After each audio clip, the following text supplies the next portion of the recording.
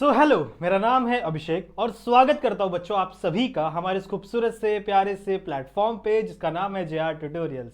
तो यार कैसा आप सभी लोग, आई होप आप लोग एकदम बढ़िया होंगे। आप लोग की पढ़ाई एकदम बढ़िया चल रही चाहिए बच्चों, बढ़िया चलनी ही चाहिए क्योंकि आपके एग्जाम्स बहुत नज़दीक हैं। और आप लोगों को बच्चों, आप लोगों ने डिमांड की कि सर हमें वन शॉट वीडियोस पढ़ाइए, हमें वन शॉट में सारी चीज़ें एक्सप्लेन करवा दीजिए, ठीक है। तो इसी तरीके से बच्चों साइंस का हमने वन शॉट भी शुरू कर दिया था, यानी हमारे RCC batch revision crash course, सही है, जहां पे हम आप लोग को हर एक चैप्टर सिर्फ एक वीडियो के अंदर शॉर्ट में एक्सप्लेन कर रहे हैं। सही बात है, डिटेल एक्सप्लेनेशन नहीं हो पाएगा बच्चों, मैंने जैसा कि आपको पहले ही बता दिया, this is one shot video. तो यहां पर मैं यही ट्राई करूंगा कि हर एक चीज थोड़ा सा आपको रिवाइज हो सके।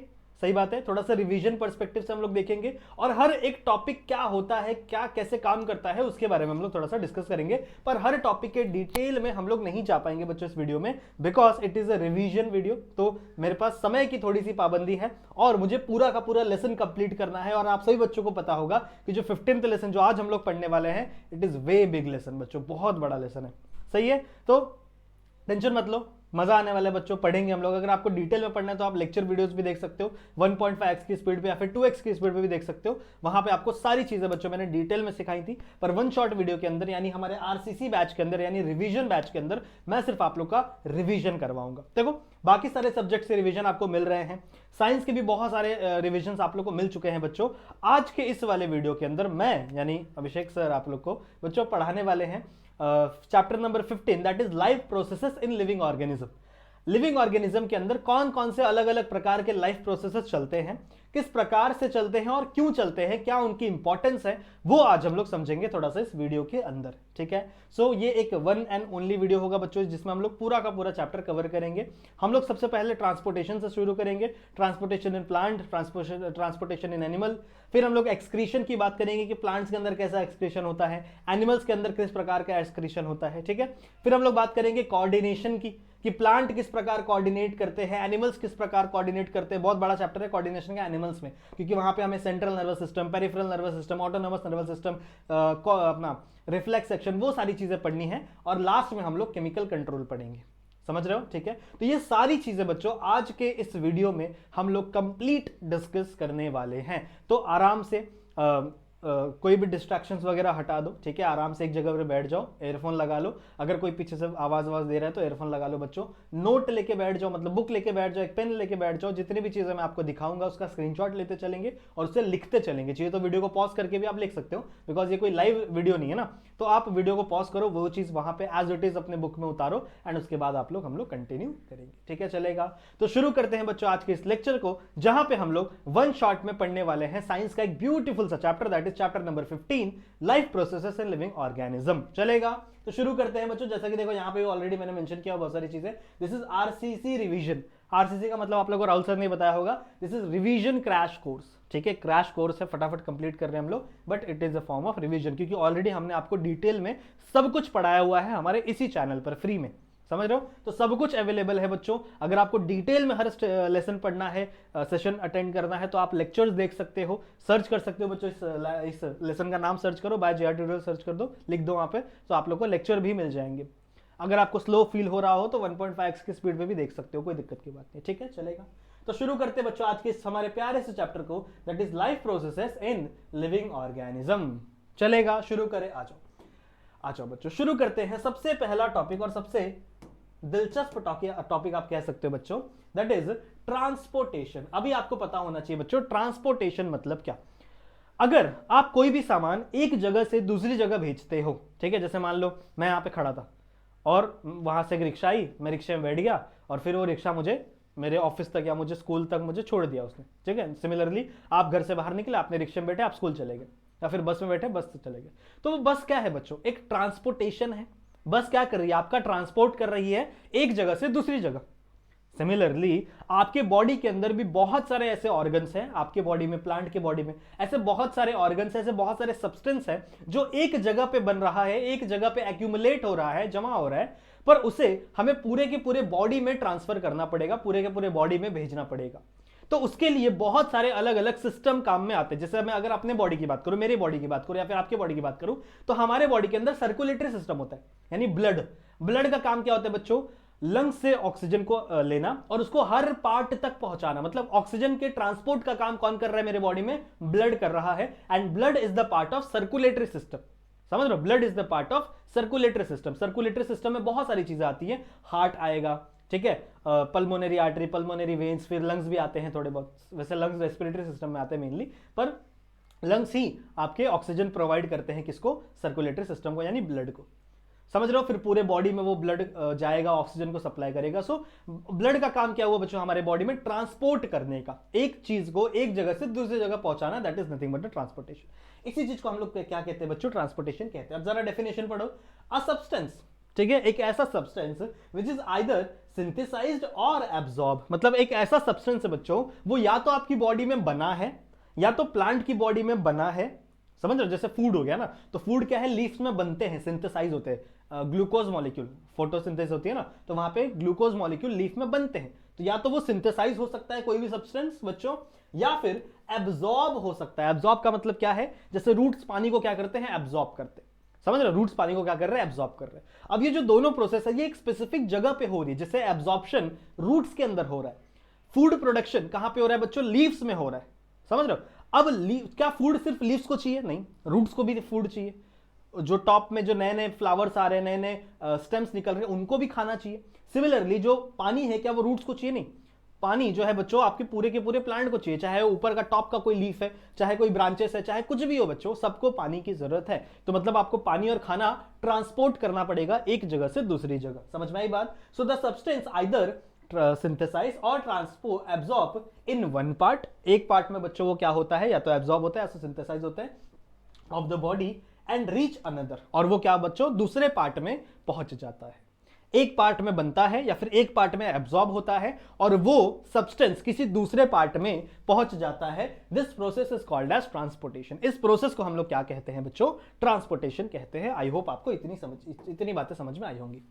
अब अगर मैं ट्रांसपोर्टेशन इन प्लांट्स की बात करूं तो कुछ पॉइंट्स आपको ध्यान में रखने पड़ेंगे, कुछ चीजें आपको दिमाग में रखनी पड़ेगी। क्या क्या दिमाग में रखना पड़ेगा बच्चों? देखो, plants do not move from one place to another. देखो, प्लांट्स ऐसे नहीं है, हमारे जैसे नहीं है ना कि वो भागते भागते कहीं भी भागते रहते। प्लांट्स नहीं, प्लांट्स को जहां पे आपने उगाया, जहां पे वो प्लांट्स उग गया, पूरी जिंदगी वो उसी जगह पर रहेगा, वो वहां से हिलेगा नहीं। समझ में आई बात? तो प्लांट्स भाई साहब जो हैं ये मूव नहीं करते बच्चों एक जगह से दूसरी जगह। एक जगह से दूसरी जगह प्लांट कभी भी मूव नहीं करते।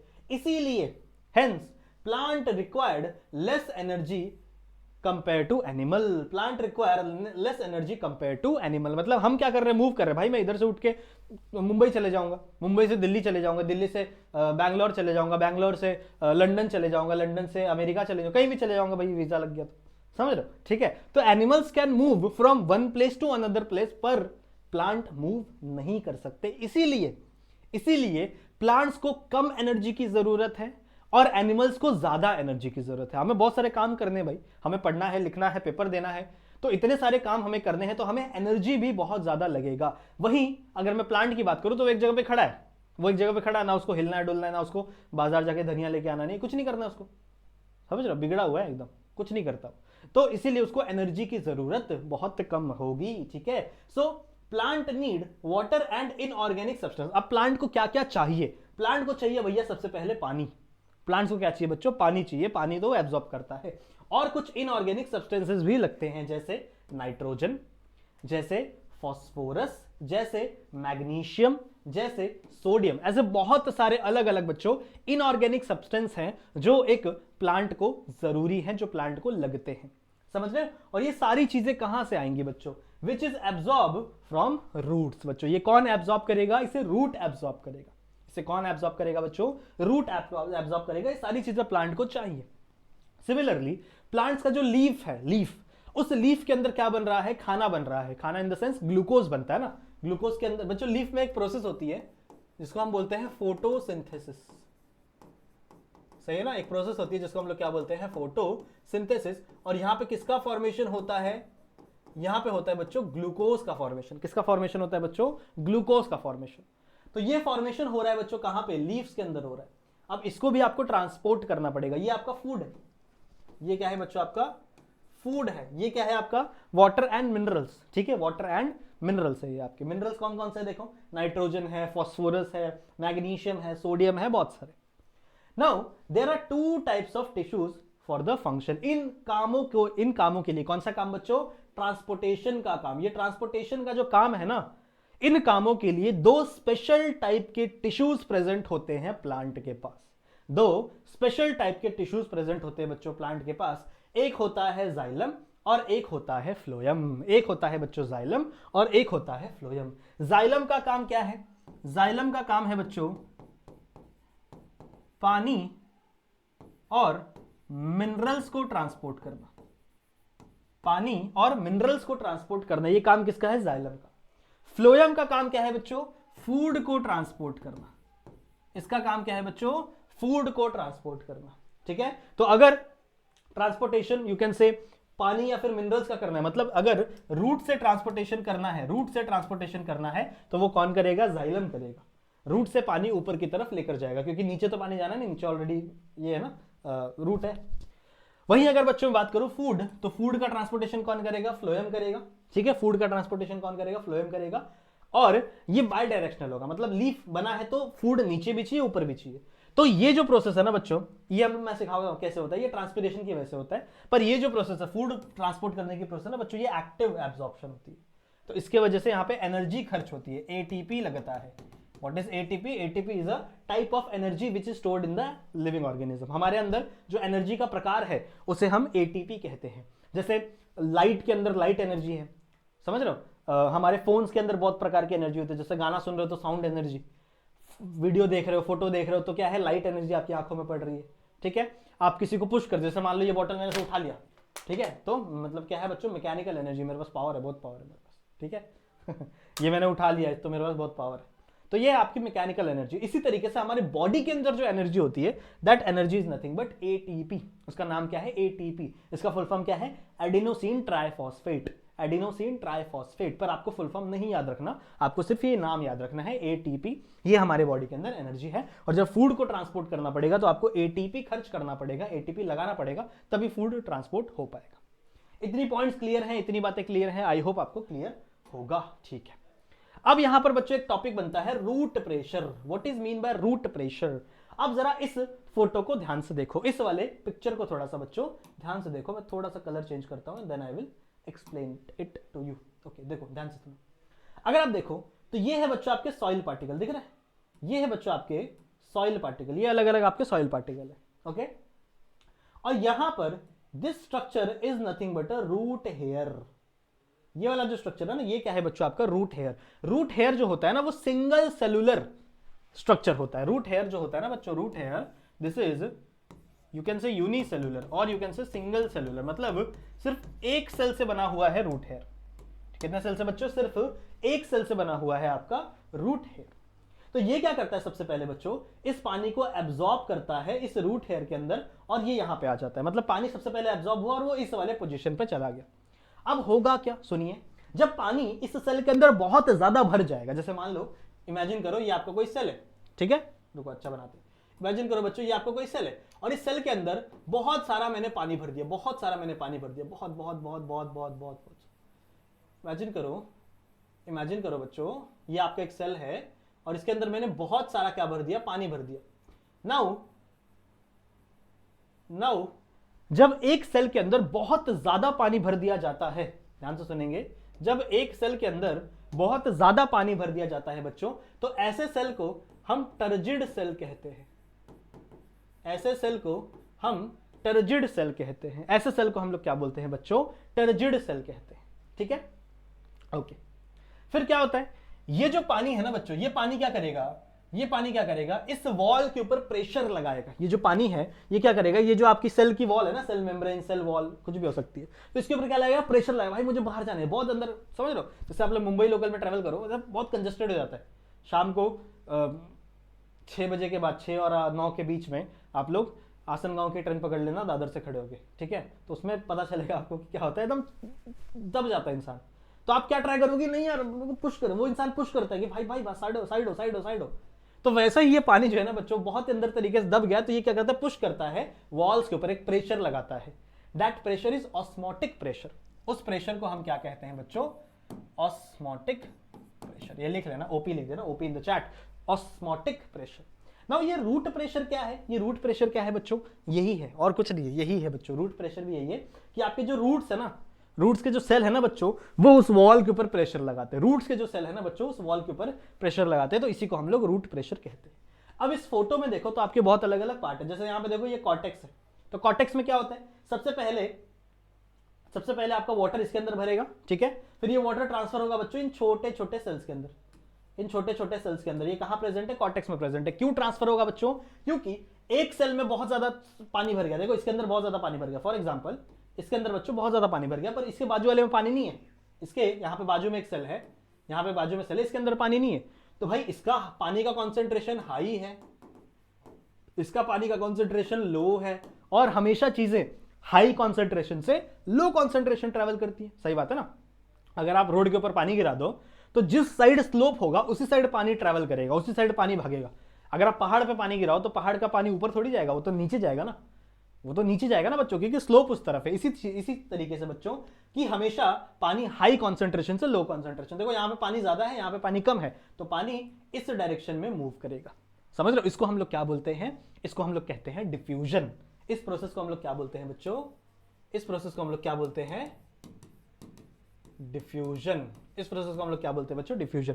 और डिफ्यूजन में कभी भी एटीपी खर्च नहीं होती, एटीपी खर्च नहीं होती, एक पैसिव प्रोसेस है, मतलब ये अपने आप होता है, इसमें कोई एनर्जी लगाने की, बाहर से कोई एनर्जी लगाने की नीड नहीं होती बच्चों। समझ रहे हो, तो यहाँ का पानी इधर गया, इधर का पानी इधर गया, ऐसे ट्रैवल करते करते बच्चों ये कहाँ पहुंच जाएगा, जाइलम में पहुंच जाएगा। नाउ जाइलम का काम क्या है कि इस पानी को ऊपर की तरफ भेज दो, देखो यहाँ पे दिखा है ना, ये रूट प्रेशर, यहाँ पे जाइलम से ऐसे पानी पानी पानी पानी ऊपर की तरफ जाएगा। नाउ ये पानी ऊपर क्यों जा रहा है, अगर ये पानी एब्जॉर्ब हुआ है आपके रूट्स के अंदर, जैसे मान लो ये आपका कोई प्लांट है, ठीक है, ये आपका कोई प्लांट है और इसके रूट्स यहाँ पे हैं, इसके रूट्स यहाँ पे हैं बच्चों, फॉर एन एग्जांपल, तो ये पानी यहाँ पे एब्जॉर्ब हुआ है, तो ये पानी ऊपर कैसे जा रहा है, क्या इस प्लांट में कोई मोटर फिट है, क्योंकि कोई भी चीज नॉर्मली ऊपर नहीं जाती ना बच्चों, ग्रेविटी, न्यूटन बाबा ने हमको बोला था ना कि ग्रेविटी चीजों को नीचे खींचती है, तो पानी ऊपर कैसे जा रहा है, कोई मोटर है क्या, नहीं, मोटर नहीं है बच्चों। यहां पे एक थ्योरी है जिसे हम कहते हैं ट्रांसपिरेशन पुल, जिसे हम क्या कहते हैं बच्चों, ट्रांसपिरेशन पुल, और उस थ्योरी के वजह से ही पानी आपका ऊपर की तरफ जाता है जो नीचे रूट्स में स्टोर होता है। क्या है थ्योरी, सुनो, बना के दिखाता हूं मैं, सुनो। इमेजिन करो बच्चों, ये एक प्लांट है, कोई भी एक पेड़ है बच्चों, ये कोई भी एक पेड़ है, ठीक है, यहां से ऐसे कोई ब्रांच निकली हुई है। अब ये देखो ये बहुत बड़ा पेड़ है, इसमें से कोई एक ब्रांच को मैं जूम कर रहा हूं, और इस ब्रांच के ऊपर बच्चों एक लीफ है बड़ा सा। आप बोलोगे सर पेड़ से बड़ा तो लीफ है, बच्चों कुछ नहीं, मुझे सिर्फ आपको सिखाना है, मुझे सिर्फ बताना है कि कौन सी चीज कैसे होती है, ठीक है। और इस लीफ के बीच में ऐसा एक डंडी रहती है ना, बीच में ऐसा ऐसा ऐसा ऐसा, वो नहीं बना रहा, पर ये डंडी बीच में रहती है। और इसके नीचे यहां पे क्या है बच्चों, यहां पे है रूट्स, ऐसे ऐसे इमेजिन करो, यहां पे क्या है बच्चों, रूट्स है, ठीक है। रूट ने क्या किया, रूट ने अभी अपना काम किया है, रूट ने क्या किया बच्चों, पानी को एब्जॉर्ब कर लिया, पानी को एब्जॉर्ब कर लिया। अब ये पानी बच्चों भेजना है ऊपर की तरफ, भेजना कहां है, ऊपर की तरफ भेजना है, क्योंकि पानी हर पार्ट को चाहिए, इस लीव्स को भी चाहिए, ऐसे ही करोड़ों लीव्स है बच्चों इसके, इस प्लांट के अंदर, सही है, इस प्लांट के अंदर करोड़ों लीव्स है। मैं किसी एक लीव को ड्रॉ किया हूं, सारे लीव्स एक सी तरह से परफॉर्म करते होगा क्या, सुनो, बहुत ज्यादा इंपॉर्टेंट है बच्चों, सुनिए। यहां पे है धूप है, दिन का समय है बच्चों, ये है हमारे सूरज मामा, बहुत स्माइल कर रहे हैं, बहुत ही एकदम डरावना स्माइल कर रहे हैं, बिकॉज एकदम धूप का समय है, दिन है, मस्त धूप पड़ रही है। तो होता क्या है, सुनिए, ये आया जाइलम, ये जाइलम ऐसे गया, ये जाइलम ऐसे गया, और ये जाइलम इसके बीच से गया, दिस इज जाइलम, ये जो प्लांट के बीच में से वेनेशन होती है ना, that is nothing but a xylem, ठीक है। और यहां पे बच्चों लीव्स के अंदर एक ऐसा ओपनिंग प्रेजेंट होती है, जिस ओपनिंग को हम लोग कहते हैं स्टोमेटा, ठीक है, इसको हम लोग क्या बोलते हैं बच्चों, स्टोमेटा। तो होता क्या है पता है, पानी यहां पे देखो, पानी बच्चों यहां पे एब्जॉर्ब हुआ था, यहां पे एब्जॉर्ब हुआ था, ये धीरे धीरे यहां पे आ गया। अब हुआ क्या बच्चों कि जैसे ये स्टोमेटा जब बच्चों ये ओपन हुआ तो इसके अंदर थोड़े से पानी के मॉलिक्यूल थे। अब ये पोर ओपन हो गया, पानी का मॉलिक्यूल है, सूरज मामा चमक रहे हैं, तो ये पानी क्या हो जाएगा बच्चों, यहां से बाहर निकल जाएगा, ये पानी बच्चों यहां से बाहर निकल जाएगा, इवापोरेशन हो जाएगा पानी का। पानी का क्या हो जाएगा बच्चों, इवापोरेशन, मतलब पानी भाप बन के उड़ गया, पानी भाप बन के उड़ गया। तो जब यहाँ वाला पानी यहाँ जाएगा तो यहाँ पे जो पानी प्रेजेंट था, यहाँ पर जो पानी का मॉलिक्यूल प्रेजेंट था वो यहाँ चला जाएगा। सिमिलरली यहाँ का पानी का मॉलिक्यूल यहाँ चला गया, यहाँ का पानी का मॉलिक्यूल यहाँ चला गया, यहाँ का पानी का मॉलिक्यूल यहाँ चला गया। मतलब आपका जो पानी है वो शिफ्ट होते जा रहा है धीरे धीरे, और यहाँ से पानी उड़ते जा रहा है। समझ रहे, यहाँ पे आपका जो पानी का मॉलिक्यूल था वो धीरे धीरे उस तरफ शिफ्ट होते जा रहा है, और यहाँ से पानी उड़ रहा है, यहाँ से पानी उड़ रहा है। समझ रहे हो, समझ, इसके अंदर से पानी पानी पानी पानी पानी पानी ऐसे उड़ते उड़ते उड़ते उड़ते ऊपर चला जाएगा। समझ रहे हो। तो ये क्यों हुआ? बिकॉज आपके सन ने क्या किया, बहुत ही ज्यादा धूप, जिसकी वजह से ये पानी इवापोरेट हुआ स्टोमेटा के अंदर से, और ये पानी बाहर निकला, जिसकी वजह से ये पानी धीरे धीरे ऐसे वन बाय वन ऊपर की तरफ जा पाया। समझ रहे हो। इसका मतलब क्या है बच्चों कि ये जो सन है ना, ये सन क्या कर रहा है, पानी को खींच रहा है। ऐसे इमेजिन करो, ऐसे इमेजिन करो कि ये यहाँ पे पानी की रस्सी है, और ये क्या कर रहा है, सन उस पानी को खींच रहा है स्टोमेटा के अंदर से। इसीलिए बच्चों इसका नाम हम लोग ट्रांसपिरेशन पुल देते हैं। पुल का मतलब क्या होता है, खींचना।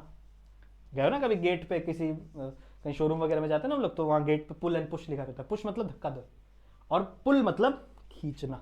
ठीक है, तो यहाँ पे ये जो सन है बच्चों, ये क्या कर रहा है, खींच रहा है। ये सन क्या कर रहा है बच्चों, खींच रहा है। And this is nothing but a transpiration pull. This is one of the theory जो सबसे ज्यादा एक्सेप्टेड है।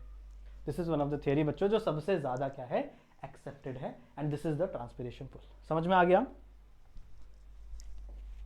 समझ में आ गया। ओके, चलिए आगे बढ़ते हैं अगले चैप्टर पे, सॉरी अगले टॉपिक पे, transpiration of food in plant.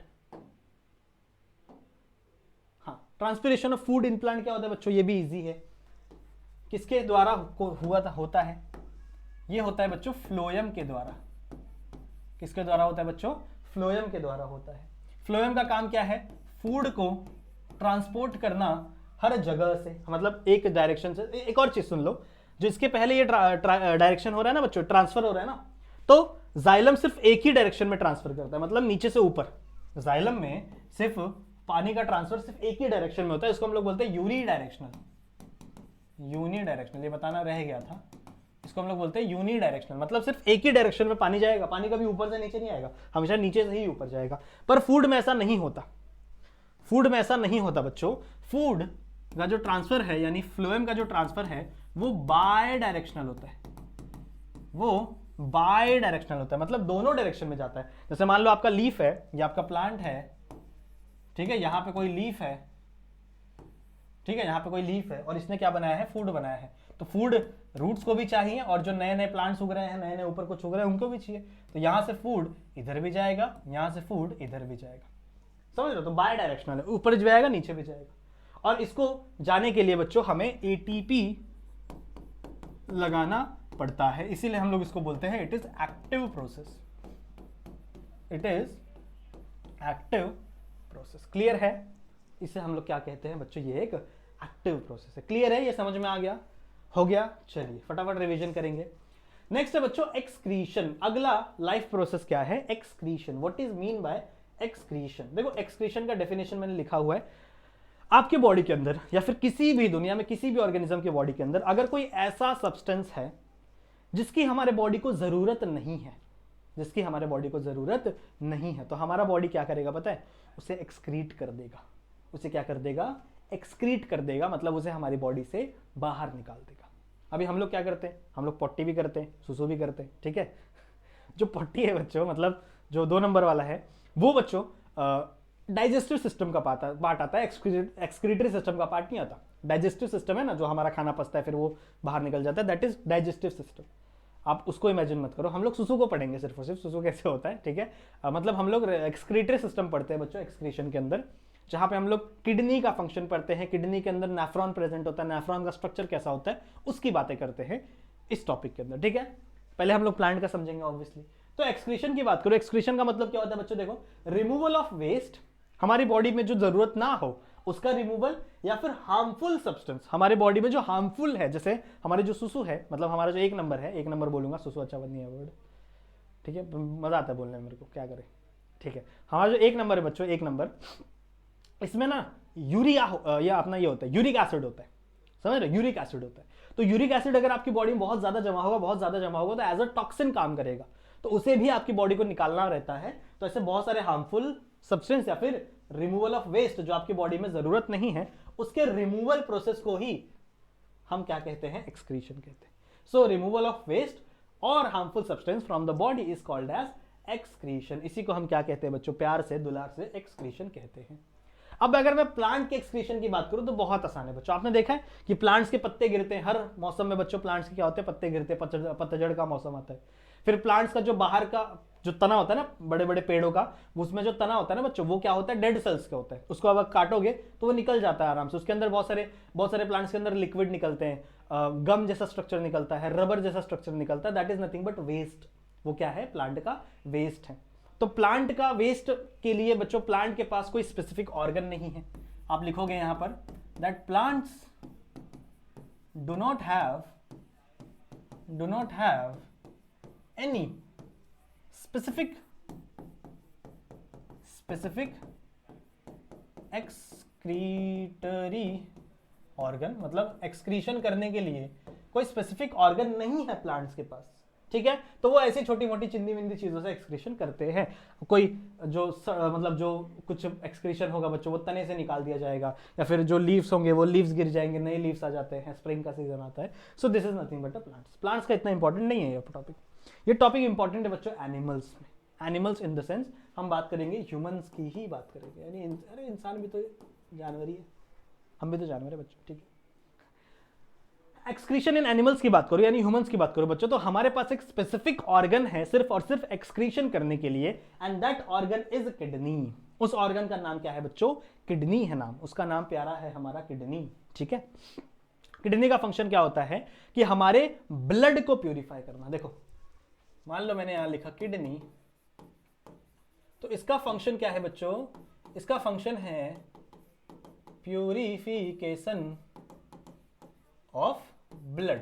Blood का बच्चों ये प्यूरिफिकेशन करता है। ब्लड में से क्या क्या निकालता है, ब्लड में से बच्चों क्या क्या निकालता है, एक्स्ट्रा वाटर। ठीक है, एक्स्ट्रा, देखो हमारे बॉडी को कुछ ना कुछ वाटर लगता है, हमारे बॉडी को कुछ ना कुछ वाटर हमेशा चाहिए, पर जो एक्स्ट्रा वाटर है उसे क्या करेगी हमारी बॉडी रख के, नहीं उसे निकाल देते। जैसे मान लो आप एक ग्लास की जगह 4 ग्लास पानी पी लो तो आपको सुसु जल्दी लगेगी, समझ रहे हो, या फिर आप पानी कम पियो तो आपको सुसु कम लगेगी, क्योंकि आपकी बॉडी को पता है कि भाई जितना पानी है, अगर बहुत ज्यादा पानी है तो उसको निकाल दो, फेंक दो, कुछ मतलब नहीं है। पर पानी हम स्टोर क्यों करें, हम पानी स्टोर क्यों करें, हमें जितना जरूरत होगा हम उतना यूज करेंगे, फेंक देंगे बाकी का पानी, समझ रहे हो, ऐसा किडनी आपका रिएक्ट करता है। तो एक्स्ट्रा वाटर जो आपकी बॉडी से है वो निकाल देगा। एक्स्ट्रा सॉल्ट वो भी निकाल दिया जाता है बच्चों। एक्स्ट्रा सॉल्ट अगर आपने खा लिया, बहुत ज्यादा नमक खा लिया, उसे भी आपकी बॉडी निकाल देगी।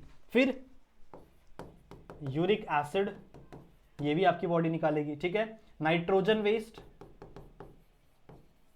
नाइट्रोजन वेस्ट ये भी आपकी बॉडी निकालेगी। ऐसे बहुत सारी चीजें हैं बच्चों जो आपकी body with the help of kidney यहां से रिमूव करती है with the help of purification of blood. कहां पे सिचुएटेड होती है किडनी, 2 किडनी होती है एक इंसान के पास, एक बेच के आईफोन भी ले सकते हो पर बेचना मत। कहां पे होती है बच्चों, लेटरल साइड में। लेटरल मतलब यहां पर लोअर एब्डोमिनल के पास। ठीक है, लेटरल साइड में लोअर एब्डोमिनल के पास बच्चों आपको किडनी देखने के लिए मिलती है। कितनी होती है, पेयर ऑफ किडनी, मतलब 2 किडनी होती है। कुछ ऐसा स्ट्रक्चर होता है किडनी का, किडनी के ऊपर बच्चों एक ऐसा मुकुट रखा हुआ है, this is nothing but adrenal gland. ये ग्लैंड है, ये बहुत सारी अलग अलग सिक्रीशन करता है, ये बहुत सारे अलग अलग हार्मोन्स को प्रोड्यूस करता है, समझ रहे हो। ठीक है, तो ये भी बहुत इंपॉर्टेंट है। देखो यहां पे देखो ये ब्लड भी है बच्चा, ब्लड तो आना चाहिए ना, ब्लड का प्यूरिफिकेशन है ना। तो 2 प्रकार की ब्लड वेसल भी है, देखो एक ऑक्सीजनेटेड ब्लड के लिए, एक डीऑक्सीजनेटेड ब्लड के लिए। ऑक्सीजनेटेड ब्लड अंदर जाएगा, प्यूरिफाई होगा, ऑक्सीजन ले लेगा और यहां से चला जाएगा, समझ में आई बात। ठीक है, फिर जो भी ये वेस्ट प्रोड्यूस करेगा बच्चों, ये क्या करेगा, इसको यूरेटर के थ्रू, दिख रहा है ये पाइप दिख रहा है, ये पाइप दिख रहा है, यूरेटर के थ्रू बच्चों इसको इस वाले स्टोरेज एरिया में भेज देगा। स्टोरेज एरिया को हम लोग यूरिनरी ब्लैडर बोलते हैं। इसको हम लोग क्या बोलते हैं बच्चों, यूरिनरी ब्लैडर, या फिर सिर्फ ब्लैडर भी बोल सकते हो, या फिर यूरिनरी ब्लैडर बोल सकते हो। बोलते हो ना मेरा ब्लैडर भर गया यार, मेरे को सुसु करना है, तो that is nothing but urinary bladder. और जब ये फुल हो जाता है तो ब्रेन को सिग्नल जाता है और फिर हम लोग सुसु कर लेते हैं। ठीक है अगर आप इसको थोड़ा सा ध्यान से देखो, एक किडनी को मैंने काट लिया, किसी का किडनी लिया काटा और उसको मैंने खोल दिया, तो यहां पे बच्चों क्या क्या देखने के लिए मिलेगा। सबसे पहली बात, ये जो साइड साइड वाला एरिया है इसको कॉर्टेक्स बोलते हैं, और जो अंदर वाला एरिया है बच्चों इसे मेडुला बोलते हैं, पर इसमें मार्क नहीं दिया हुआ है, तो ये वाला जो एरिया है इसको मेडुला बोलते हैं, ये वाला एरिया। ठीक है, चलो कोई बात नहीं, मार्किंग नहीं दिया हो तो कोई बात नहीं। फिर यहाँ पे देखो ऐसे छोटे छोटे स्ट्रक्चर दिख रहे हैं आपको, ये वाले ये वाले ये वाले, इसे हम लोग बोलते हैं बच्चों रीनल पिरामिड। इसे हम लोग क्या बोलते हैं, रीनल पिरामिड। फिर ये जो पूरा स्ट्रक्चर है इसको हम लोग कैप्सूल बोलेंगे। ठीक है, ये आपकी आर्टरी या आपकी वेन, जो भी आपकी ऑक्सीजनेटेड ब्लड है वो आर्टरी कैरी करती है, डीऑक्सीजनेटेड ब्लड वेन कैरी करती है, और ये यूट्रस। समझ रहे हो? ये रीनल कैलिक्स, ये नहीं पढ़ोगे तो भी चलेगा, ठीक है। तो ये स्ट्रक्चर थोड़ा सा दिमाग में रखो और थोड़े बहुत ये नेमिंग दिमाग में रखो, इसके ऊपर क्वेश्चन बनते हैं। ओके, अब आपका जो भी किडनी है ना बच्चों, वो किस सेल से बना है? वो बना है न्यूरॉन से, ठीक है। वो किससे बना हुआ है बच्चों? न्यूरॉन से बना हुआ है। न्यूरॉन एक ऐसा स्मॉलेस्ट यूनिट है, neuron is the smallest unit of kidney. Neuron is the smallest unit of kidney, जो क्या करता है बच्चों? जिसका फंक्शन क्या है? Purification, purification of blood. Blood का प्यूरिफिकेशन बच्चों वो क्या करता है? परफॉर्म करता है, ठीक है। कैसा दिखता है? कुछ ऐसा सा दिखता है बच्चों, यहाँ पे डुग डुग डुग, ये कुछ ऐसा स्ट्रक्चर दिखता है। यहाँ से शुरू होता है बच्चों न्यूरॉन, यहाँ से ब्लड आता है, देखो ये वाला एक ब्लड आया, यहाँ पे ब्लड चला गया, अब इसका प्यूरिफिकेशन होगा। इस वाले एरिया को हम लोग ग्लोमेरुलस कहते हैं। क्या बोलते हैं बच्चों? इस वाले एरिया को हम लोग ग्लोमेरुलस, रुको कलर चेंज करे जाए, ग्लोमेरुलस इसको बोलते हैं हम लोग, ठीक है। फिर ग्लोमेरुलस से बच्चों चीजें चेंज होती है, फिर ये जाती है बच्चों प्रॉक्सिमल कॉन्वोल्यूटेड ट्यूब्यूल। ये वाला स्ट्रक्चर दिख रहा है, इसको पीसीटी बोलते हैं। इस वाले स्ट्रक्चर को, ये वाला स्ट्रक्चर दिख रहा है, ये वाला स्ट्रक्चर, इसको हम लोग बोलते हैं PCT, proximal convoluted tubule. Proximal मतलब क्या होता है बताओ? प्रॉक्सिमल मतलब क्या होता है बच्चों? जो चीज पास हो, किसके पास है? ग्लोमेरुलस के, ग्लोमेरुलस के पास है। तो पी से प्रॉक्सिमल, पी से पास, तो जो चीज पास प्रेजेंट होती है बच्चों उसको हम लोग कहते हैं प्रॉक्सिमल कॉन्वोल्यूटेड ट्यूब्यूल। फिर ये जाती है इस स्ट्रक्चर के, दिख रहा है ये इसको हम लोग बोलते हैं लूप ऑफ हेनले। इसको हम लोग क्या बोलते हैं बच्चों? Loop of Henle. फिर यहां जाती है और फिर ये बच्चों यहां पे चली जाती है, इसको हम लोग क्या बोलते हैं? Distal convoluted tubule. ये क्या है? डिस्टल। डिस्टल मतलब होता है दूर, तो डी से डिस्टल, डी से दूर, ऐसा याद रखो कि जो ग्लोमेरुलस से दूर है, जो इतना घूम के यहाँ पे दूर प्रेजेंट है बच्चों, उसको हम लोग डीसीटी बोलते हैं, यानी डिस्टल क्या है आपका? कॉन्वोल्यूटेड ट्यूब्यूल, ठीक है। और लास्ट बच्चों ये आपके यूरेटर के पास निकल जाती है, मतलब यहाँ से यूरिन आपका बाहर निकल जाता है। तो this is the general structure of your neuron. Neuron नहीं, सॉरी, नेफ्रॉन। नेफ्रॉन बोलते हैं इसको, न्यूरॉन नहीं बोलते, नेफ्रॉन बोलते हैं, ठीक है। न्यूरॉन नहीं बोलते, आई एम रियली सॉरी बच्चों, इसको नेफ्रॉन कहते हैं। Let me check once, yes nephron. I am really sorry अगर मैंने न्यूरॉन बोल दिया हो, आई एम रियली सॉरी, ठीक है। अगला है बच्चों कोऑर्डिनेशन। ये बहुत ही बड़ा टॉपिक है कोऑर्डिनेशन। क्या होता है कोऑर्डिनेशन? मैंने बोला कि चलो पढ़ाई करो और आप बैठ गए पढ़ाई करने, तो ये आपके और मेरे बीच का कोऑर्डिनेशन है। मैंने जो बोला वो आपने किया, आपने जो बोला वो मैंने किया, ठीक है। आपने बोला सर ये टॉपिक पढ़ा दो, मैंने पढ़ा दिया। मैंने आपसे पूछा ये टॉपिक समझ में है, आपने बोला ये समझ में आ गया। तो मतलब हमारे बीच में बातचीत हो रही है, हमारे बीच में इंटरेक्शन हो रहा है, इसका मतलब हमारे बीच में कोऑर्डिनेशन है। समझ रहे हो? मैंने अपने हाथ को बोला कि ये बच्चा पढ़ाई नहीं कर रहा, इसको जाके एक झापड़ मार दो, तो मेरा हाथ, पहले पैर चल के जाते हैं उसके पास और फिर हाथ उसको झापड़ मार देता है। तो मतलब ये मेरे दिमाग और मेरे हाथ के बीच का कोऑर्डिनेशन है। इसी तरीके से बच्चों, ठीक है, जस्ट एक फनी एग्जांपल था। इसी तरीके से बच्चों हमारे बॉडी के जितने भी पार्ट्स हैं ना, वो एक दूसरे के साथ कोऑर्डिनेट करते हैं। अगर वो कोऑर्डिनेट ना करते तो बहुत दिक्कत हो जाती। अगर मैं बोलूंगा मेरे हाथ को लिखने के लिए, पर मेरा हाथ तो कुछ और ही करना चाहता है, ठीक है, मेरा हाथ तो कुछ और ही करना चाहता है, तो फिर मैं मेरे हाथ से लिख ही नहीं पाऊंगा, क्योंकि मेरा दिमाग और मेरा हाथ एक दूसरे के साथ कोऑर्डिनेट ही नहीं कर रहा है। तो कोऑर्डिनेशन समझ में आ गया, ठीक है। कोऑर्डिनेशन समझ में आ गया बच्चों। This is nothing but a coordination. दो प्रकार के कोऑर्डिनेशन होते हैं, मतलब दो अलग अलग ऑर्गेनिज्म में। एक प्लांट में अलग प्रकार का कोऑर्डिनेशन होगा और एनिमल्स में अलग प्रकार का कोऑर्डिनेशन होगा, ठीक है। एनिमल्स का कोऑर्डिनेशन मेनली हम लोग ब्रेन स्टडी करेंगे, central nervous system, peripheral nervous system, autonomous nervous system, वो सारी चीजें बच्चों हम लोग कहां पढ़ते हैं? इसके अंदर।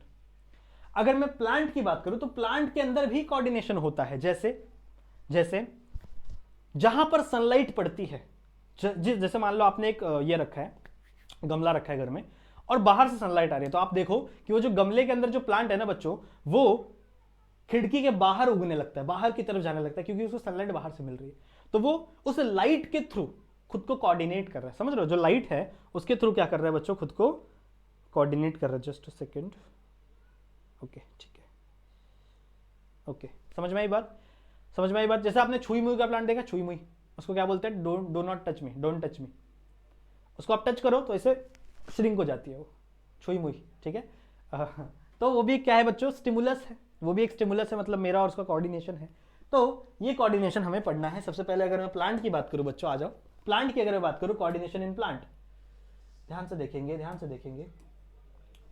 सबसे पहले अगर मैं प्लांट की बात करूं, सो कोऑर्डिनेशन होता क्या है इसमें देखो, एक वर्ड है ट्रॉपिज्म, ट्रॉपिक मूवमेंट होता क्या है देखो, मूवमेंट और ग्रोथ, या तो मूवमेंट की बात होगी या तो ग्रोथ की बात होगी, किसका, of any part of the plant in response to an external stimulus, मतलब बाहर से कोई स्टिमुलस मिला, बाहर से कोई रिस्पॉन्स मिला और उसके वजह से आपका प्लांट कोई एक्शन करेगा, आपका प्लांट कोई मूवमेंट करेगा, आपका प्लांट कोई ग्रोथ करेगा, तो इसे आप कहोगे ट्रॉपिज्म। इसे आप क्या कहोगे बच्चों, ट्रॉपिज्म कहोगे, या फिर इसे आप ट्रॉपिक मूवमेंट कहोगे, या फिर इसे आप क्या कहोगे, ट्रॉपिक मूवमेंट। समझ में आ गया, समझ में आ गया। जैसे मैंने आपको एग्जांपल दिया था लाइट वाला, अब लाइट एक एक्सटर्नल स्टिमुलाई है, एक एक्सटर्नल फैक्टर है, उसकी वजह से आपका प्लांट एक ग्रोथ कर रहा है बाहर की तरफ, समझ लो, सनलाइट की तरफ ग्रोथ करने लग रहा है, so that is nothing but a tropic movement. कितने प्रकार के ट्रॉपिक मूवमेंट होते हैं वो मैंने यहां पे लिखा हुआ है बच्चों, ध्यान से देखो, ध्यान से देखो। सबसे पहला है फोटोट्रॉपिक मूवमेंट। फोटोट्रॉपिक मूवमेंट मतलब क्या, लाइट के थ्रू, जो मैंने सबसे पहला एग्जांपल दिया कि आपने गमला रखा है, आपके खिड़की से बाहर से सनलाइट आती है, तो आपका जो गमला है वो लाइट की तरफ उगने लगेगा, तो that is nothing but a phototropic movement. समझ में आई, फोटो मतलब क्या, लाइट। फोटो का मतलब क्या होता है, यहाँ पे फोटो की बात नहीं हो रही, तू खींच मेरी फोटो, उसकी बात नहीं हो रही, फोटो की मतलब, फोटो का मतलब होता है बच्चों यहाँ पे लाइट, तो लाइट की तरफ मूवमेंट को हम लोग कहते हैं फोटोट्रॉपिक मूवमेंट। फिर होता है बच्चों ग्रेविट्रॉपिक मूवमेंट, ग्रेविटेशनल के तरफ मूवमेंट। इसमें बेस्ट एग्जांपल हो सकते हैं बच्चों आपके रूट्स, जो प्लांट्स के रूट्स होते हैं वो किसकी तरफ मूव करते हैं, ग्रेविटी के साथ मूव करते हैं, जितनी नीचे ग्रेविटी उतना ज्यादा वो प्लांट का रूट मूव करता है। अगला है हाइड्रोट्रॉपिक मूवमेंट। रूट जो है बच्चों वो ग्रेविटी के साथ मूव तो करता है पर पानी की तरफ भी मूव करता है, जहां पे उसको पानी दिखता है, या फिर दिखता तो नहीं उसको, पर जहां पे उसको पानी मिलता है वो उसकी तरफ ही मूव करने लगता है, तो रूट इसका भी एग्जांपल हो सकता है। ठीक है। कीमोट्रॉपिक मूवमेंट, कीमोट्रॉपिक मूवमेंट मतलब क्या है, पॉलिनेशन पढ़ा आपने, पॉलिनेशन, पॉलिनेशन क्या होता है, जब फ्लावर में, आप पढ़ोगे शायद नेक्स्ट ईयर पढ़ोगे, अभी बताता हूं, फ्लावर में एक होता है मेल पार्ट और एक होता है बच्चों फीमेल पार्ट। ठीक है, हाँ, फ्लावर में भी मेल फीमेल फ्लावर होते हैं। तो जो मेल पार्ट होता है ना बच्चों, वो एक पोलन ग्रेन बनाता है, पोलन ग्रेन, उसको हम लोग मेल गैमेट बोलते हैं, और फीमेल के पास होता है बच्चों ओवम। ठीक है, फीमेल के पास क्या होता है, ओवम, ऐसा स्ट्रक्चर होता है, इसके अंदर एग रखा रहता है। तो ये जो पोलन ग्रेन है ना बच्चों, ये सबसे पहले आके इस फ्लावर के ऊपर स्टिक हो जाता है। ये जो पोलन ग्रेन है ये सबसे पहले बच्चों आके इस फ्लावर के ऊपर स्टिक हो जाता है, और फिर कुछ केमिकल्स रिलीज होते हैं जिसकी वजह से पोलन ग्रेन धीरे धीरे धीरे धीरे अंदर अंदर अंदर जाता है और इसको फर्टिलाइज कर देता है। तो ये जो केमिकल्स का रिस्पॉन्स है, बहुत सारे केमिकल्स यहाँ पे है, केमिकल के रिस्पॉन्स की वजह से उसका मूवमेंट डिसाइड हो रहा है, so that is nothing but a chemotropic movement, that is nothing but a बच्चों कीमोट्रॉपिक मूवमेंट। ओके, अगले पे चलें। Okay, coordination in human being, इंसानों के अंदर बच्चों किस प्रकार का कोऑर्डिनेशन होता है ये हमें जरा देखना है। सुनिए, इंसानों के अंदर बच्चों दो प्रकार का कोऑर्डिनेशन हम पढ़ते हैं, फटाफट रिवाइज करेंगे। इंसानों के अंदर बच्चों दो प्रकार का कोऑर्डिनेशन हम लोग देखते हैं बच्चों। सबसे पहला होता है नर्वस कंट्रोल और दूसरा होता है बच्चों केमिकल कंट्रोल। ओके ओके, सबसे पहला होता है नर्वस कंट्रोल, मतलब हमारे बॉडी नर्वसली बहुत सारी चीजें कंट्रोल करती है, जैसे हमारा ब्रेन, जो नर्व्स है मेरे बॉडी में, ब्रेन है, स्पाइनल कॉर्ड है, central nervous system, peripheral nervous system, वो सारी चीजें इसके अंदर आती है। मेरे बॉडी बच्चों केमिकली कंट्रोल भी होती है, मतलब बहुत सारे केमिकल्स, बहुत सारे हार्मोन, बहुत सारे एंजाइम्स मेरे बॉडी में रिलीज होते हैं। जैसे मेरे बॉडी में ग्रोथ हार्मोन रिलीज होता है जिसकी वजह से मेरी हाइट बढ़ रही है, तो ये भी तो एक यही है ना बच्चों, कोऑर्डिनेशन ही है ना। मेरे बॉडी के अंदर गोनाडोट्रोपिन रिलीज हो रहा है, इसलिए मेरे बॉडी के अंदर स्पर्मेटोजोआ का फॉर्मेशन हो रहा है, स्पर्म बन रहे हैं, समझ रहे हो। ऐसे बहुत सारे अलग अलग ऑर्गन्स हैं बच्चों, ऐसे बहुत सारे अलग अलग एंजाइम्स हैं जो मैं आपको बताऊंगा आगे चल के नाम, जिनकी वजह से बहुत सारी चीजें रिलीज होती है, बहुत सारी इफेक्ट हमारे बॉडी पे देखने के लिए मिलता है। क्लियर है। सबसे पहले हम लोग बात करेंगे बच्चों आपका सबसे पहला यानी nervous control, and the second is chemical control, इसको हम लोग बाद में स्टडी करेंगे, मतलब इसी लेक्चर में, पर बाद में। नर्वस कंट्रोल की बात करें बच्चों, तो नर्वस कंट्रोल में जो सबसे छोटा और सबसे यूनिट होता है, सबसे छोटा और सबसे बेसिक यूनिट होता है बच्चों, उसको हम लोग कहते हैं न्यूरॉन। उसे हम क्या कहते हैं बच्चों, neuron. What is neuron? Neuron is a type of cell. What is neuron? It is a type of cell present in nervous tissue, मतलब आपके ब्रेन में, आपके स्पाइनल कॉर्ड में जो नर्व्स प्रेजेंट है ना, उस नर्व टिश्यू का जो एक सेल है, एक यूनिट है बच्चों, आपको पता है ना कि सेल से टिश्यू बनता है, टिश्यू से ऑर्गन बनता है। तो हमारे ब्रेन में जो, और ब्रेन एक ऑर्गन है, उसके अंदर टिश्यू है। कौन सा टिश्यू है बच्चों? नर्वस टिश्यू है। उसके अंदर कौन सा टिश्यू है? नर्वस टिश्यू है।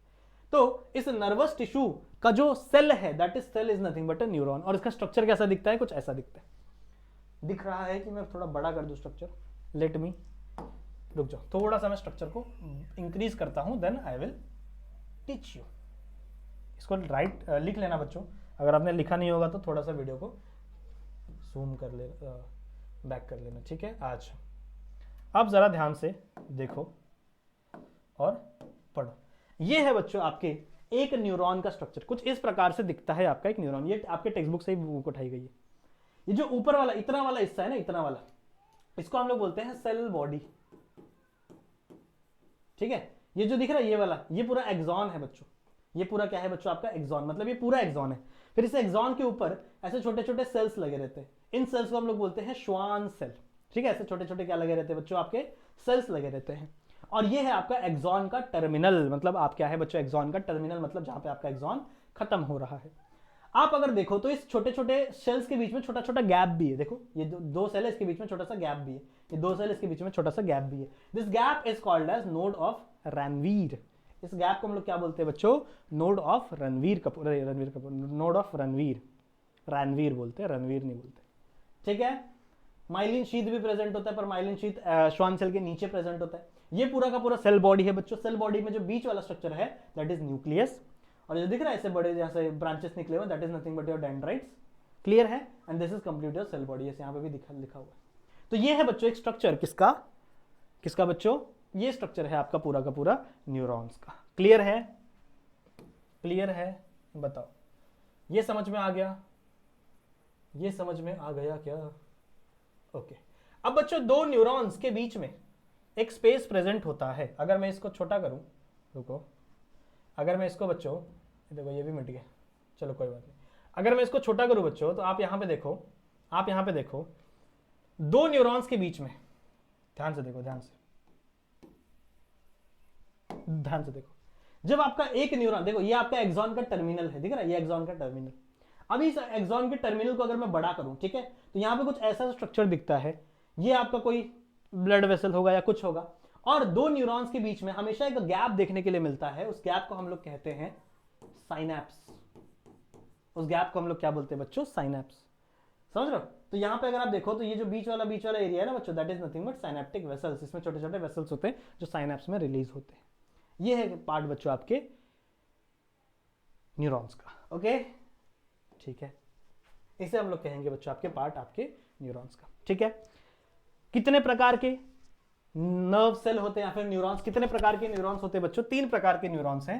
एक है आपका सेंसरी न्यूरॉन, एक है आपका मोटर न्यूरॉन और एक है आपका एसोसिएशन न्यूरॉन। ठीक है, इसको इस तरीके से समझो, जैसे मान लो हमारे पास फोन है, मेरे पास मोबाइल फोन है, ठीक है, लेके आता हूं, रुको आपको समझाता हूं थोड़ा। फॉर एग्जाम्पल बच्चों, ये मेरा मोबाइल फोन है, कुछ दिख ना जाए तुम लोग को, ठीक है। फॉर एग्जाम्पल बच्चों, ये मेरा मोबाइल फोन है, ठीक है। अब इस मोबाइल फोन में अगर मुझे कोई ऐप क्लिक करना होगा, जैसे मान लो मुझे कैमरा ऐप क्लिक करना है, ठीक है, जैसे मान लो मुझे इस कैमरे के ऐप को क्लिक करना है, तो मैं क्या करूंगा, सबसे पहले अपना अंगूठा लेके जाऊंगा, इस पर क्लिक करूंगा, ठीक है। और जब मैं क्लिक करूंगा तो कौन कौन सी चीजें इस मोबाइल के अंदर हो रही है वो जरा सोचो। जब मैंने इसके ऊपर क्लिक किया तो मेरे डिस्प्ले पे क्या है, मेरे डिस्प्ले पे क्या है बच्चों? सेंसरी न्यूरॉन है। इमेजिन करो कि मेरा डिस्प्ले सेंस कर रहा है ना, मेरे टच को सेंस कर रहा है, तो यहां पे टच पैड है, यू कैन से मेरे डिस्प्ले पे क्या है बच्चों? टच पैड है। उसने क्या किया कि इस टच को सेंस किया कि भाई इस बंदे ने किस आइकन को टच किया, किस वाले आइकन को टच किया। जैसे मैंने कैमरा वाले आइकन को टच किया, अब ये चीज प्रोसेस हुई होगी, ये चीज टच वाला जो रिसेप्टर है, जो सिग्नल है बच्चों, ये गया होगा किसके पास? प्रोसेसर के पास। ये किसके पास गया बच्चों? ये किसके पास गया? प्रोसेसर। जैसे मेरे मान लो मेरे फोन में स्नैपड्रैगन 8 Gen 1 है, ऐसे बड़े प्रकार के अलग अलग प्रोसेसर है, स्नैपड्रैगन और ये हो गया, मीडियाटेक हो गया, हीलियो हो गया, बड़े अलग अलग एक्सोनॉस है, ठीक है। तो अलग अलग प्रकार के प्रोसेसर है बच्चों। तो मान लो जैसे मैंने इसको टच किया तो ये टच रिस्पॉन्स किसके पास गया? प्रोसेसर के पास। अब प्रोसेसर सोचेगा कि भाई इसने क्या टच किया है, इस बंदे ने टच में क्या टच किया है, तो उसको पता चलेगा कि इसने कैमरा टच किया है। और वो जैसे ही उसको पता चलेगा बच्चों कैमरा टच किया है, वो क्या करेगा? कमांड दे देगा कि कैमरा का ऐप ओपन हो जाए। ये क्या दे देगा बच्चों? कमांड देगा, रुको यहां लिखूं, ये कमांड देगा बच्चों और कौन सा ऐप ओपन हो जाएगा, कैमरे का ऐप ओपन हो जाएगा। समझ रहे हो? और आप सोचोगे बच्चों सर इसमें तो बहुत टाइम लगेगा, मैं टच करूंगा फिर वो सोचेगा फिर वो ओपन करेगा। नहीं, इसमें मिली सेकेंड लगता है, बहुत 10⁻⁹ सेकेंड लगता है। समझ रहे हो? ऐसे क्लिक किया कि कैमरा ओपन हो गया, ऐसे क्लिक किया कि बच्चों कैमरा ओपन हो गया। क्लियर है? तो ऐसा ही चीज बच्चों हमारे दिमाग में भी है, हमारे पास भी बच्चों कुछ ऐसी चीजें प्रेजेंट है। क्या? सुनिए, आपके पास है सेंसरी न्यूरॉन। अब देखो सेंसरी न्यूरॉन का कुछ फंक्शन आपको समझ में आ रहा होगा। इसका काम है सेंस करना। इसका काम क्या है बच्चों? इसका काम है सेंस करना, मतलब चीजों को सेंस करना। जैसे मान लो आपके हाथ पे कॉकरोच बैठा है, ठीक है, थोड़ा वाइल्ड हो गया ना एग्जांपल, कोई बात नहीं।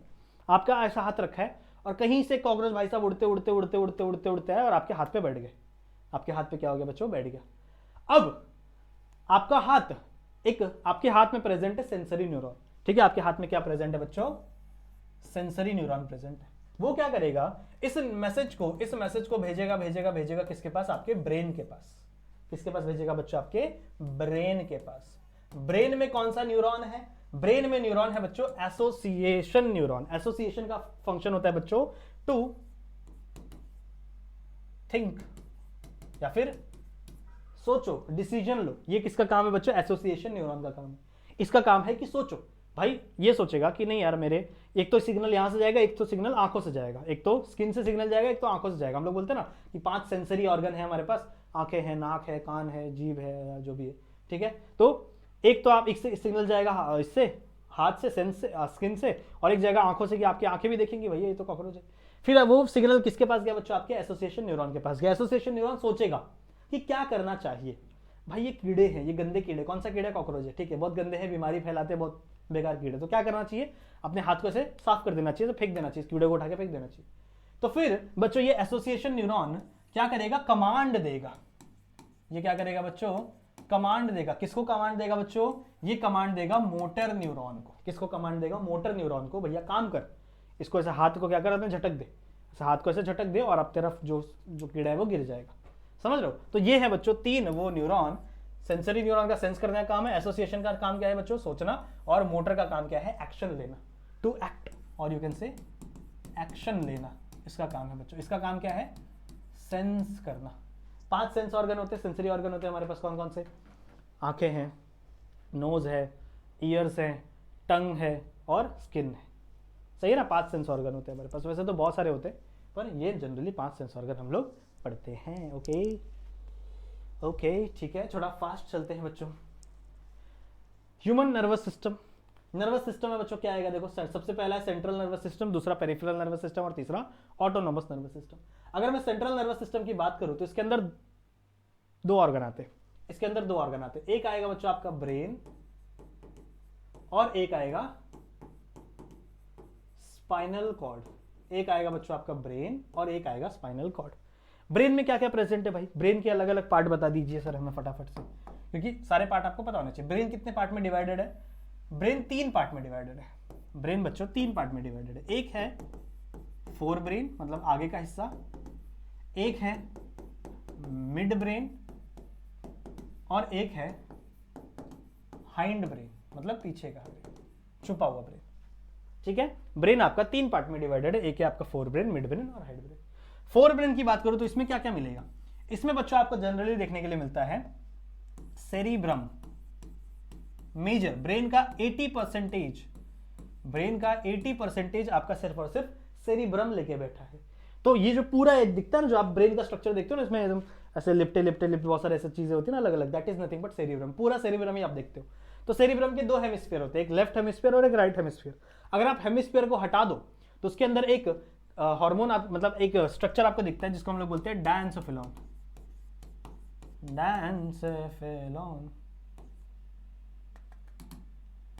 डायंसोफिलॉन, समझ रहे हो? डायन बैठी है कहां पे? दोनों आपके सेरिब्रम के बीच में।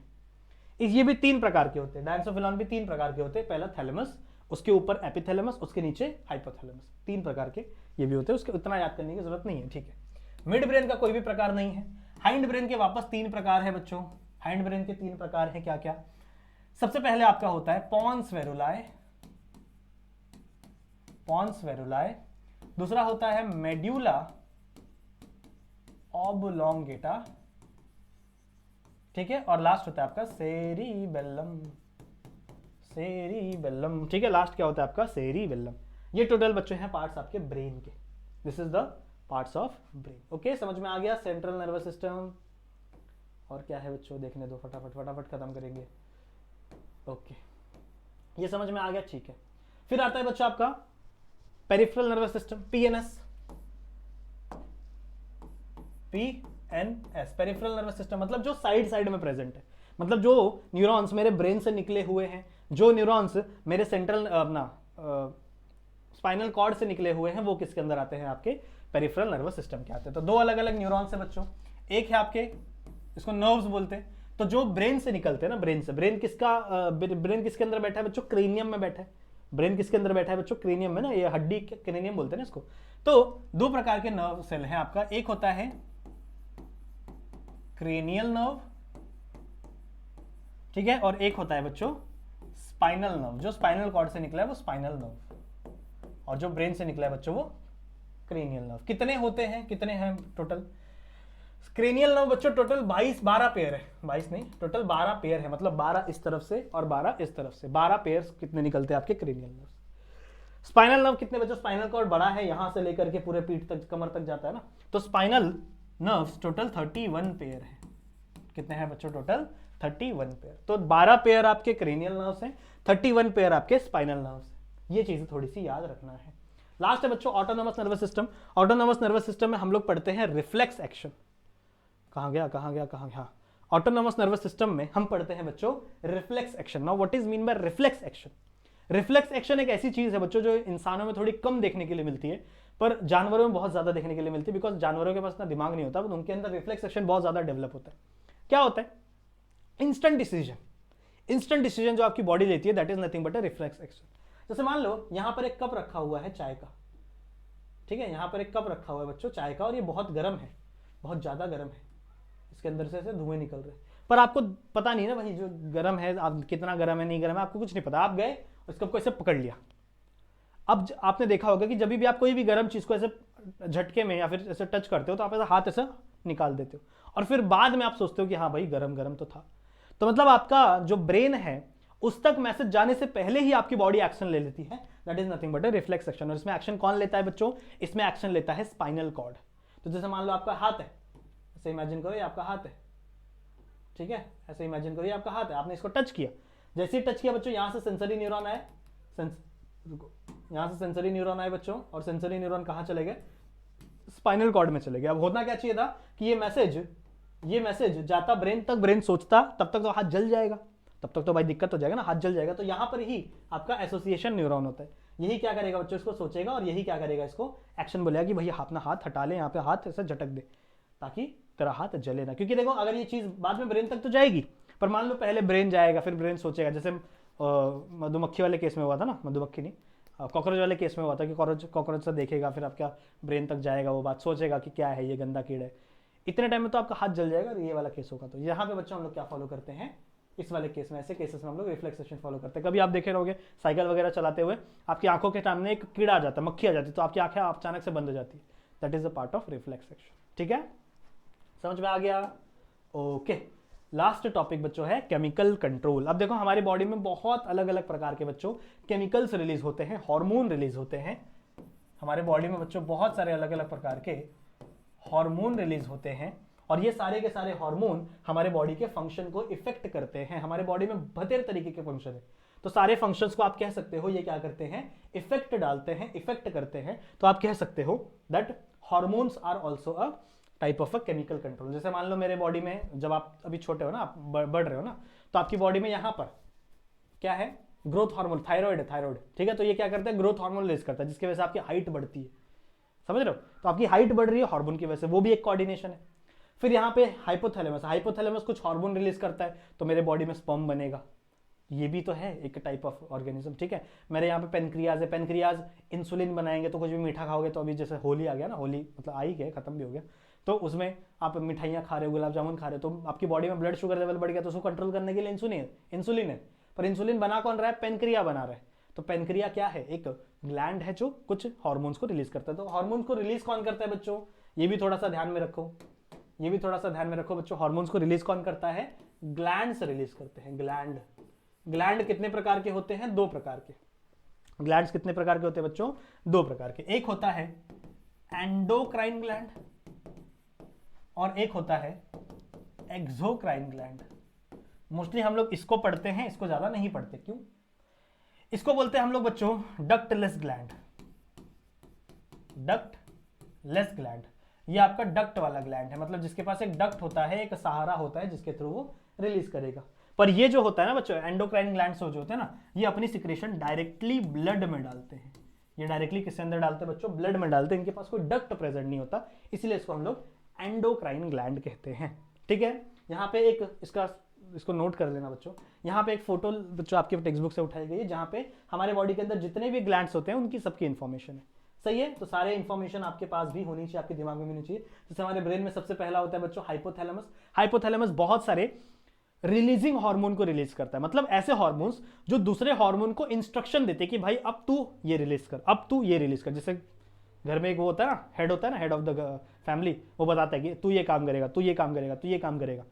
समझ रहे हो? तो वैसे ही आपके सब ग्लैंड्स का हेड कौन है? हाइपोथैलेमस है। ये हेड है, H for head, H for hypothalamus, ये हेड है। तो ये सबको इंस्ट्रक्शन देगा बच्चों कि किसको क्या क्या रिलीज करना है, किसको कौन से हार्मोन रिलीज करता है, उसको इसका इंस्ट्रक्शन कौन देगा? हाइपोथैलेमस। इसलिए कौन से हार्मोन्स को रिलीज करता है बच्चों? ये रिलीजिंग हार्मोन को रिलीज करता है। रिलीजिंग हार्मोन को रिलीज करता है, मतलब ऐसे हार्मोन्स जो कुछ रिलीज करवाएंगे, कुछ रिलीज करवाने वाले हार्मोन्स को रिलीज करता है। फिर उसके नीचे बच्चों पीनियल ग्लैंड है। पीनियल ग्लैंड को हम लोग एपीथैलेमस भी बोलते हैं। जैसे मैंने अभी सिखाया ना आपको ब्रेन वाले में, ब्रेन में बताया था ना डायंसोफिलॉन, उसके अंदर 3 पार्ट है, थैलेमस, एपीथैलेमस, हाइपोथैलेमस। ठीक है, तो हाइपोथैलेमस और एपीथैलेमस, पीनियल ग्लैंड, मतलब इसको हम लोग क्या बोलते हैं? पीनियल एपीथैलेमस, इसको हम लोग एपीथैलेमस बोलते हैं। सही है, तो ये दोनों पार्ट, ये दोनों किसके पार्ट है बच्चों? ये दोनों किसके पार्ट है? डायंसोफिलॉन के पार्ट है। पीनियल ग्लैंड का फंक्शन क्या होता है बच्चों? ये कौन सा? एक ही हार्मोन रिलीज करता है बच्चों, ये एक ही हार्मोन रिलीज करता है जिसको हम लोग कहते हैं sleep hormone. Sleep hormone release करता है ये। ठीक है, हार्मोन, MONE। मैंने यहाँ पे भी शायद ई नहीं डाला ना, कहाँ गया? हाँ, यहाँ पे ई है। ठीक है, फिर यहाँ पिट्यूटरी है बच्चों। पिट्यूटरी बहुत सारे हार्मोन्स को रिलीज करता है। सॉरी पिट्यूटरी बहुत सारे हार्मोन्स को रिलीज करता है बच्चों, गोनाडोट्रोपिन रिलीज करता है, बहुत सारे। फिर यहाँ पे देखो थायराइड, थायरॉइडिज्म और थायराइड और पैराथायराइड। थायराइड कैसा होता है पता है? सी शेप का होता है, ऐसा। ये थायराइड है और इसके पीछे की जो वॉल्स होती है ना, उसके पीछे 4 सेल होते हैं, उसको हम लोग बोलते हैं पैराथायराइड हार्मोन। ये आपके पैराथायराइड क्या रिलीज करते हैं बच्चों? कुछ कैल्शियम हार्मोन रिलीज करते हैं जो आपके बॉडी में कैल्शियम का बैलेंस बना के रखते हैं। फिर यहाँ पे थाइमस है, यहाँ पे थाइमस है बच्चों। फिर यहाँ पे देखो एड्रिनल ग्लैंड है। एड्रिनल ग्लैंड मैंने आपको बताया किसके ऊपर होता है? किडनीज के ऊपर प्रेजेंट होता है। यहाँ पे देखो किडनी के ऊपर छोटे छोटे ऐसे मुकुट रखे हुए, दैट इज एड्रिनल ग्लैंड। फिर फीमेल्स में देखो, फीमेल्स में ओवरी है और मेल्स में क्या है? टेस्टिस है। फीमेल्स में ओवरी है बच्चों। ओवरी क्या रिलीज करते हैं? ईस्ट्रोजन, प्रोजेस्टेरॉन, ये ओवरीज रिलीज करते हैं। टेस्टिस क्या रिलीज करता है बच्चों? अपना कौन सा हार्मोन? टेस्टोस्टेरॉन नहीं, ईस्ट्रोजन और प्रोजेस्टेरॉन रिलीज करता है ये, और ये टेस्टोस्टेरॉन रिलीज करता है, टेस्टिस। क्लियर है? तो ये सारे अलग अलग हार्मोन से बच्चों आपको पढ़ना पड़ेगा। चार्ट दिया हुआ है आपके बुक में, तो उस चार्ट में आप लोग ये स्टडी करोगे कि कौन सा ग्लैंड कौन से कितने हार्मोन्स को रिलीज करता है, और उनके थोड़े बहुत फंक्शन आप लोग पढ़ोगे। ठीक है, so thank you so much इस पूरे के पूरे लाइव सेशन को यहाँ तक देखने के लिए। मैं आशा करता हूँ ये पूरा लेसन बच्चों आप लोगों को क्लियरली समझ में आ गया होगा। बहुत सारी चीज़ें बच्चों मुझे पता है बहुत हम लोग फास्ट गए हैं, पर मुझे पता है बच्चों कि 1 शॉट वीडियो है, रिवीजन था, तो मैंने आपका सारा रिवीजन करवा दिया होगा। वीडियो को लाइक कर दें, चैनल को सब्सक्राइब कर दें अगर नए हो तो, बेल आइकन को भी ऑल पे सेट कर दें, मुझे भी फॉलो कर लेना बच्चों इंस्टाग्राम पे। तब तक के लिए अपना ध्यान रखिए and keep studying. Bye bye.